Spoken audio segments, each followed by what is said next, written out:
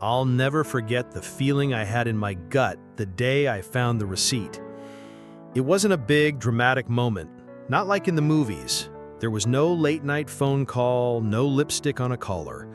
Just a crumpled piece of paper, a little thermal printout from a cafe, tucked into the pocket of my wife Sarah's favorite jacket. And as I unfolded it, the date and time stared up at me, a tiny little dagger in the familiar landscape of my life. It was a day she had told me she was working late, a meeting that had run over, a deadline she had to hit. But the time on the receipt was from 2 in the afternoon, and the location was a trendy little coffee shop on the other side of town, a place she never went. And the amount was for 2 lattes and 2 pastries. Not 1, 2. This is the kind of story that starts with a quiet hum, a background noise you don't even notice until it's a deafening roar. For me, that hum was a marriage that had, over 30 years, become more of a shared life than a passionate connection. We had 2 grown children, a comfortable home in the suburbs, and a routine so predictable it felt like a warm blanket. In many ways, it was the life I'd always wanted. I worked hard, she took care of the home, we raised our kids, and we were entering that phase where we could finally enjoy the fruits of our labor. Or so I thought. We were good people, good parents. We went to our kids' graduations, we helped them move into their first apartments, we had family dinners on Sunday. We were the kind of couple that other people looked at and thought, they've made it. But underneath all that, the foundation had been cracking for a long time. It's hard to pinpoint exactly when it started. Was it when the kids left for college? Or maybe even before that, when we were so focused on their lives that we forgot to tend to our own? We'd still talk, of course, but it was all logistics. Who's picking up groceries? Did you pay the electric bill? What time is dinner? The little things, the inside jokes, the knowing looks, the simple pleasure of just being together, those had faded into the background. We were 2 ships passing in the night, docked in the same harbor. And I, in my comfortable, middle-aged complacency, had been so used to the routine that I didn't even notice the ship was taking on water. The receipt wasn't the first sign, just the first concrete proof. There had been other things, little whispers in the quiet of our home. Her phone, once left on the counter, was now always in her pocket. She started taking long walks in the evening, sometimes for an hour or more, saying she needed to clear her head. She changed the way she dressed, buying new clothes that were more modern, more vibrant. On their own, each of these things seemed innocent enough. I just figured she was getting a second wind, a new lease on life as the kids moved out. I was proud of her even. But when you look at them all together, through the lens of that small, incriminating piece of paper, they form a clear, horrifying picture. The hardest part, maybe, was the self-doubt. The way I started to question everything. Was I a good husband? Had I been absent? Had I not been enough? The questions gnawed at me. I replayed conversations in my head, searching for a moment, a sentence, a tone that might have been a cry for help. I looked at old photos of us, from our honeymoon, from the kids' first birthdays, from family vacations.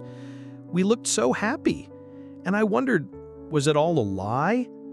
I'd catch a glimpse of myself in the mirror and see a man with salt and pepper hair, a few extra pounds, and the easy weariness of middle age etched around my eyes. And I'd think, maybe this is just what happens. Maybe I'm just old news. It was a brutal spiral, a form of self-inflicted psychological torture. The quiet, almost invisible nature of the betrayal made it worse.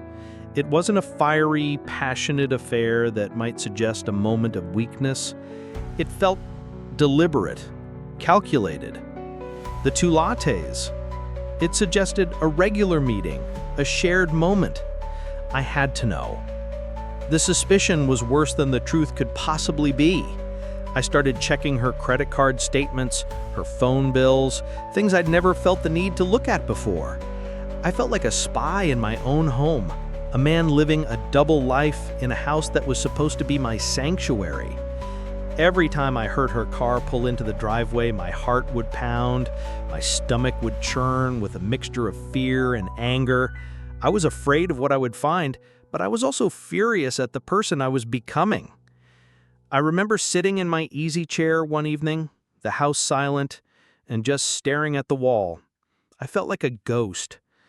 I had a wife, a family, a job, a life, but none of it felt real anymore. I couldn't bring myself to say anything to her. What would I say? I found a receipt for 2 lattes and a couple of scones, and now I think you're having an affair? It sounded crazy, paranoid. And what if I was wrong? What if there was a simple explanation? What if she had been out with a friend and just hadn't mentioned it? The doubt was a refuge. It was the last little corner of my mind that wasn't completely shattered. I clung to it, even though every instinct in my body told me it was a lie. The little crack was there, though, and it was getting wider. And I knew deep down that soon something was going to come crashing through it. The quiet dread of not knowing was now replaced by the agonizing certainty of discovery.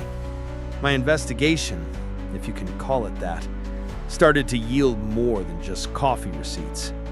I went to the phone company's website, something I'd never done before. I saw her calling a number repeatedly, a number that wasn't in my contacts list and didn't belong to any of her friends or family.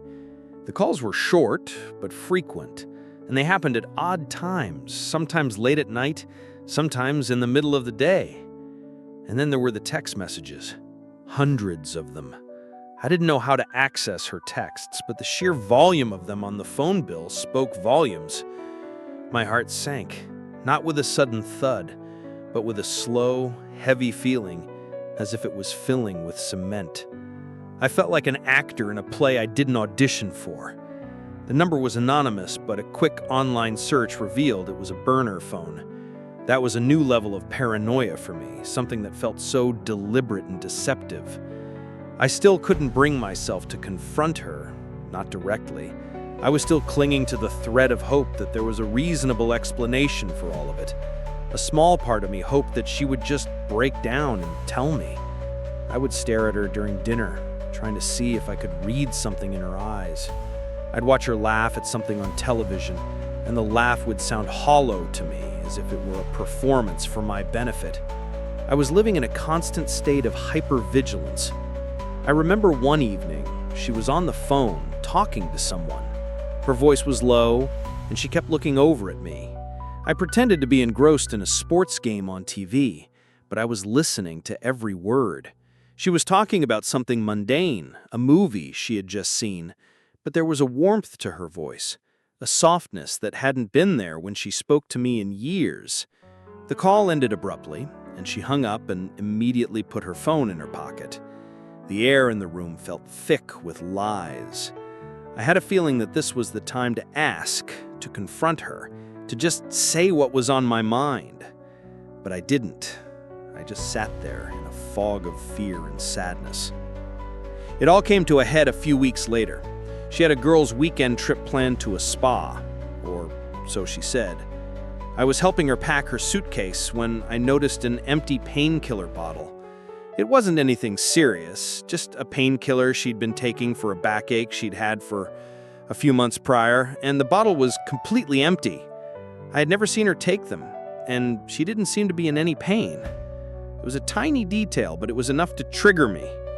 I couldn't hold it in anymore. I put the suitcase down and just looked at her. The silence in the room was deafening. "Sarah," I started, my voice shaking a little. "Who were you going away with?" She looked at me, a startled expression on her face. "What do you mean, David? It's just a girls' trip, you know that." "No, I don't know that," I said, my voice rising a little. "I don't know anything anymore. I've found things, Sarah, things that don't add up." She went pale. She didn't say anything. She just stood there, her eyes wide with fear and a hint of anger. The silence was an unspoken confession, a confirmation of every fear I had. My heart was pounding in my chest. I felt a wave of nausea. "Tell me what's going on," I said, my voice now a low growl. "I'm not a fool, Sarah. I'm not a child. Tell me what's going on." She looked away, down at her hands. I don't know what you're talking about." "The coffee receipts, the burner phone, the long walks, the secret trips, the late nights, the things that you are hiding from me. I know. I want to know why." Her shoulders slumped. She sat down on the bed, her face in her hands. She started to sob, a quiet, broken sound. I just stood there, watching her, feeling nothing but a profound sense of sadness. The rage that I thought I would feel, the anger that I had been building up for weeks, it was gone. All that was left was a deep, bone-chilling coldness. I had been right. All of it had been true. She finally looked up at me, tears streaming down her face. "I'm so sorry, David.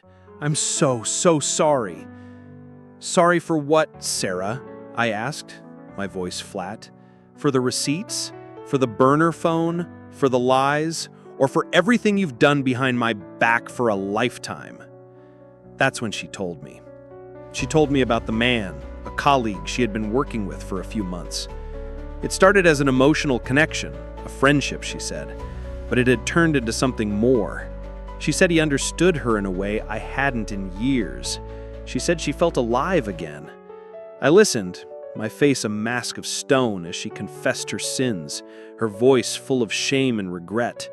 But all I could hear was the rustling of the leaves of a tree that had been dead for a very long time. I just hadn't noticed. The painful confession was just the beginning of the wreckage, and the storm was just starting to brew. Once the truth was out, the pretense was over, and the house became a place of profound silence and bitter words. The first days after were filled with a suffocating, unbearable quiet. We would sit at opposite ends of the dinner table, eating in silence, the only sound the clinking of silverware on plates. It was worse than fighting. The silence was a constant reminder of the chasm that had opened up between us, a black hole that swallowed every word we tried to speak. The emotional tidal wave that had just hit us would have to give way to the painful reality of an ending. The kids called, of course. Our son, who was married and living in another state, and our daughter, who was still in college. We couldn't bring ourselves to tell them the truth. Not yet. We just said we were having some problems, and that we needed a little time and space. The lies we had been telling each other for so long now extended to our children, and it was a new kind of pain. The guilt was a heavy cloak I couldn't take off. Sarah would just sit there, crying, apologizing over and over again, but the words felt hollow. They couldn't erase 30 years of a shared life. They couldn't fix what was broken. The physical separation was the first, most painful step. I moved into the guest room, a small, quiet space that felt a million miles away from the life I had just lost. The room was a museum of a life that was not my own.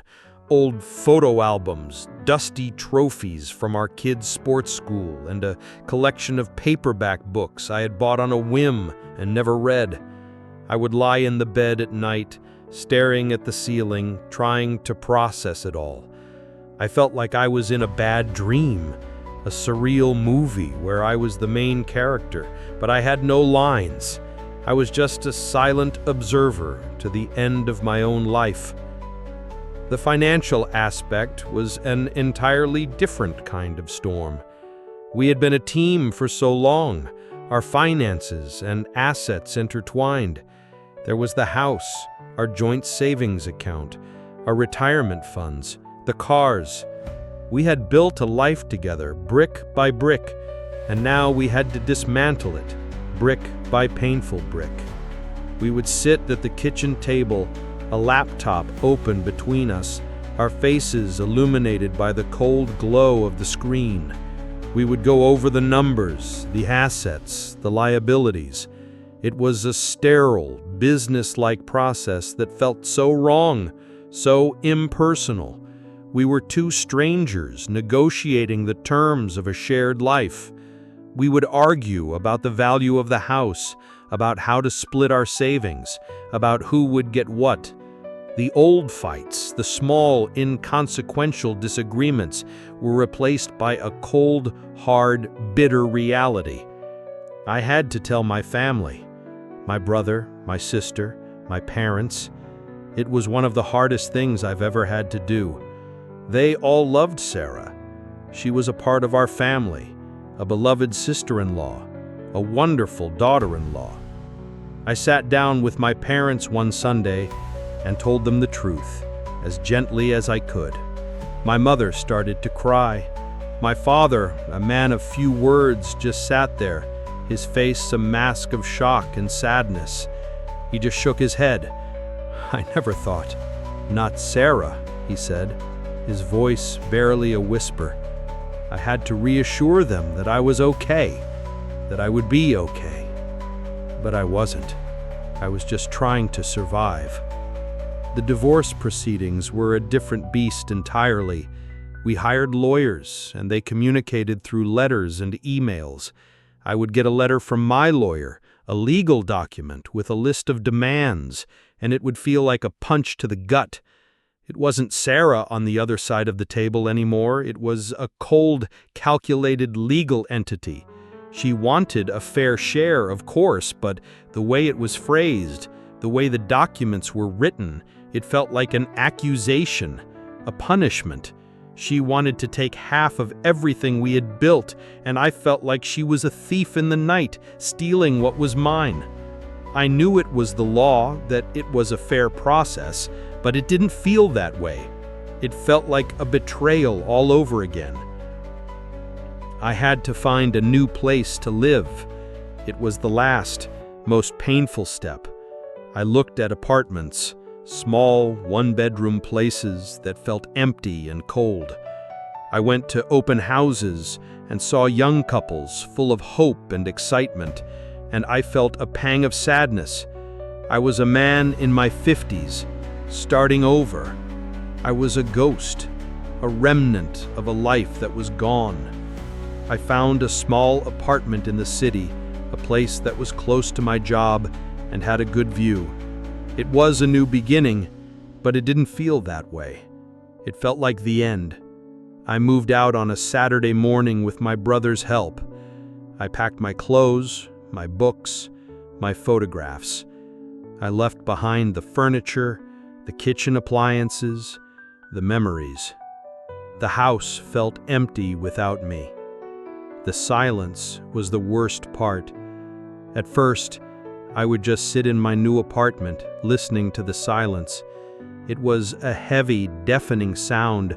I would put on music, anything to drown it out, but it was still there. The silence of an empty home, the silence of a broken heart, the silence of a life that was gone. I would call my kids, but the conversations were stilted, awkward. They didn't know what to say, and I didn't neither. I felt so alone, so lost. But in the quiet of my new life, a new kind of emotion began to stir. The raw, gut-wrenching pain of betrayal and the grief of loss began to fade, slowly, like the tide receding from the shore. And in its place, a cold, hard, and unsettling certainty began to form. It was a new feeling, and it was a new kind of power. I was a man who had lost everything, but I was also a man who had nothing left to lose. I had been living in a dream for so long, and now I was awake, and I was ready to face the world, and Sarah, and her new man, head on. I was a man who had nothing left to lose, but I was about to discover the painful truth about what I had really lost, and the form that my revenge would take. The initial shock and grief had given way to a kind of cold, methodical determination. I wasn't angry in the way I used to be. The anger had a different texture now. It was a quiet, smoldering fire that didn't rage, but instead burned with an unwavering intensity. My revenge wasn't going to be a loud public spectacle. It was going to be a quiet, dignified act of self-preservation and justice. And it all began with an old photograph. One evening, I was cleaning out a storage box in my new apartment and came across an old photo album. I hadn't looked at it in years. I opened it to a page of old pictures from our first few years of marriage. There was a photo of Sarah and me on a trip to the Grand Canyon. We were laughing, and she had her arm around a man, a mutual friend of ours, a guy named Tom. Tom was a successful businessman who we had known for years. He and his wife Lisa had been our friends since before the kids were born. I had always admired him. He was a pillar of the community, a man who seemed to have it all. I looked at the picture, and a cold wave of realization washed over me. I remembered now. Tom worked with Sarah on a volunteer project for the local charity. They had been working on it for a while now. I had always thought it was strange that they were so close, but I never suspected anything. I felt a new kind of betrayal, one that was deeper and more personal than the first. It wasn't just a simple affair. This was a calculated, long-term betrayal. I went to my computer and I pulled up old emails. I searched for his name, Tom, and I found them, hundreds of them. Emails about the charity, yes, but also about their personal lives, their kids, their dreams, their fears. They had been talking about me, about our marriage, about the problems we were having. They had been sharing a life together, right under my nose. I had been so focused on the lies, the receipts, the burner phone, that I had missed the biggest betrayal of all. I sat there, staring at the screen, my heart pounding in my chest. The feeling of utter stupidity was a new kind of pain, the kind of betrayal that makes you question your own sanity. I had been so trusting, so naive. I had a beautiful life, a beautiful wife, a beautiful family, and it was all a lie. I felt a cold knot of rage form in my stomach.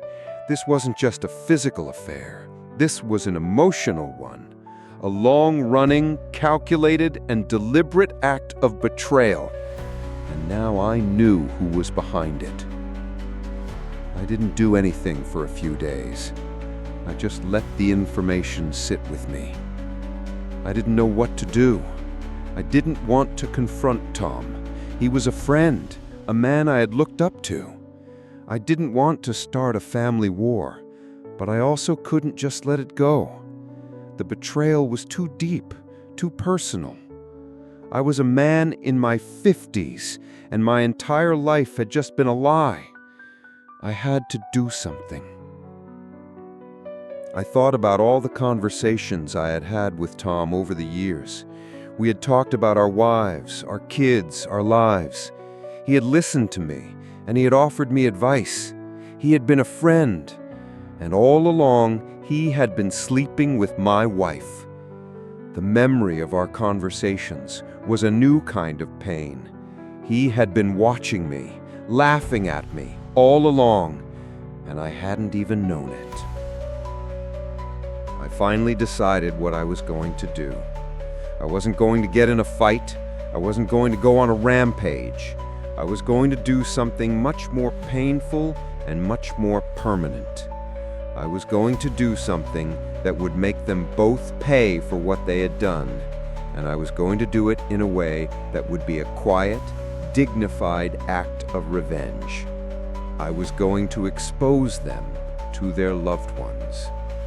I knew that Tom's wife, Lisa, had no idea about any of this.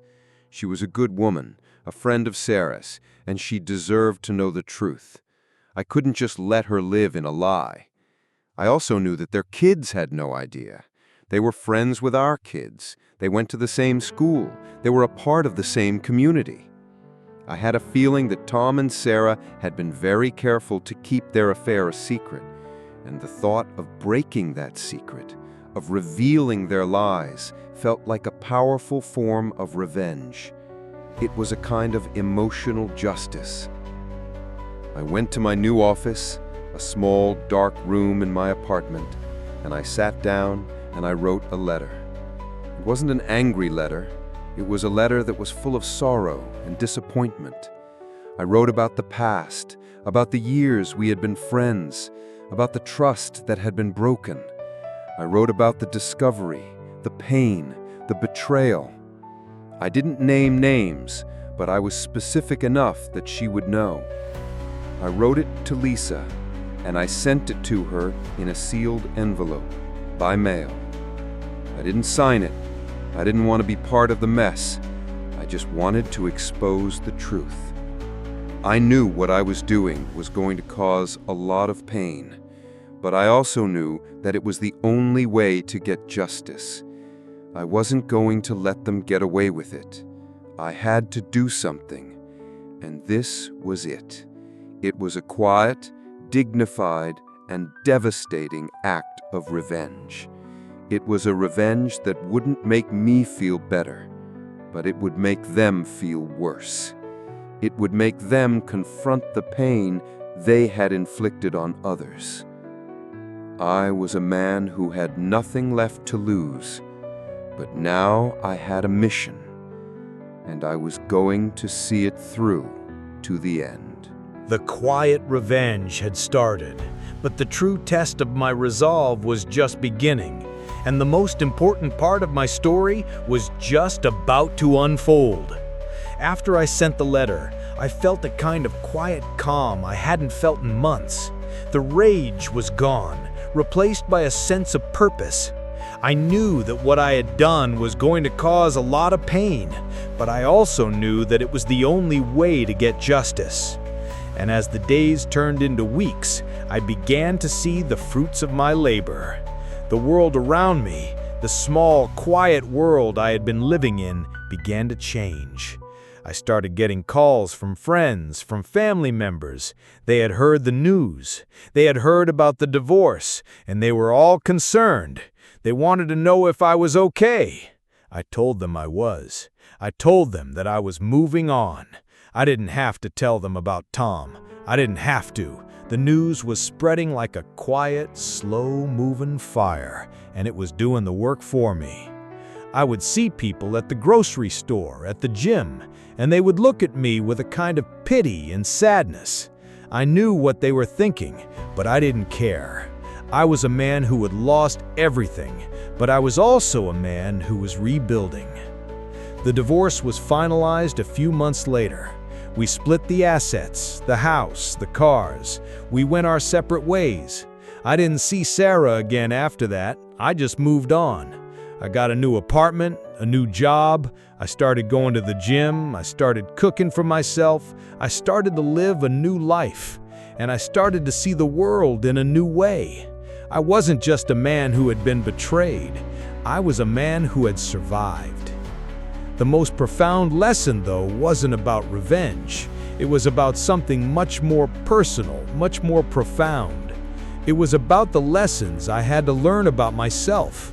I had to learn to forgive myself for my own part in the mess, for my own quiet complacency, for my own silence. I had been so used to the routine of my life, the quiet hum of my marriage, that I hadn't noticed the cracks. I hadn't noticed the slow, insidious decay of my own relationship. I had to learn to be a better man, a better father, a better friend. I had to learn to be a better human being. I started spending more time with my kids. I would call them and we would talk, not about the divorce, but about their lives, their jobs, their dreams. I became a more present father. I started to be a better friend. I started to call my friends, go out with them, to have conversations. I was a man who had been alone for so long, and now I was finally starting to feel a sense of connection again. The revenge, the quiet, dignified act of revenge, had served its purpose. It had given me a sense of control, a sense of justice. It had given me a reason to get out of bed in the morning. But it wasn't the end of my story. It was just the beginning. The real revenge was in my own healing, my own resilience, my own ability to start a new life. The real revenge was in my own ability to find joy and happiness again. I learned that betrayal is a wound, and it never truly heals. The scar is always there, but you can learn to live with it. You can learn to be a better person because of it. You can learn to be stronger, to be more compassionate, to be more resilient. The lessons I learned from my marriage, from my divorce, from my revenge, were the most important lessons of my life. I had to lose everything to find myself. I had to lose a life to start a new one.